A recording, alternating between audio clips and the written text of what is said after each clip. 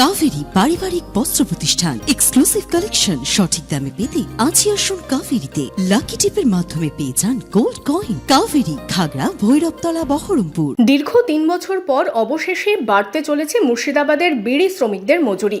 শনিবার ঔরঙ্গাবাদে হয়েছে বিড়ি মালিক ও শ্রমিক সংগঠনগুলির মধ্যে চুক্তি। ওই চুক্তি অনুযায়ী 1000 বিড়ি পিছু 202 টাকা মজুরি পাবেন শ্রমিকরা।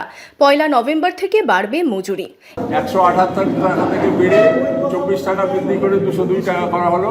আগামী 1 নভেম্বর 2024 থেকে এটা মুর্শিদাবাদ, মালদা, উত্তর দিনাজপুর, দক্ষিণ দিনাজপুর, বীরভূম, পাকুড় এবং পুরুলিয়াতে কার্যকরী করা হবে। একই মজুরি, একই ডেট। এর আগে 2021 সালের 28 সেপ্টেম্বর শেষবার মজুরি বেড়েছিল বিড়ি শ্রমিকদের। তারপর মজুরি বাড়েনি 1 টাকাও। শেষ চুক্তি অনুযায়ী মজুরি 178 টাকা ছিল। এবার মজুরি বাড়ল 24 টাকা। যদিও পশ্চিমবঙ্গ সরকার ঘোষিত ন্যূনতম মজুরি 1000 বিড়ি পিছু 268 টাকা। মজুরি বৃদ্ধি নিয়ে কি দাবি শ্রমিক সংগঠনগুলির? 15টি ট্রেড ইউনিয়ন বিড়ি শিল্পে ঐক্যবদ্ধ থাকার জন্যই আমাদের আজকে মজুরিতে চুক্তি হলো।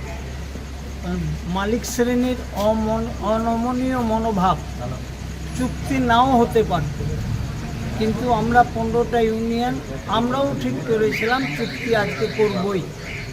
ফলে আমরা দফায় দফায় বাইরে আলোচনা করতে গেছি, অন্য ঘরে আলোচনা করে এসে আমরা আমাদের প্রস্তাব দিয়েছি।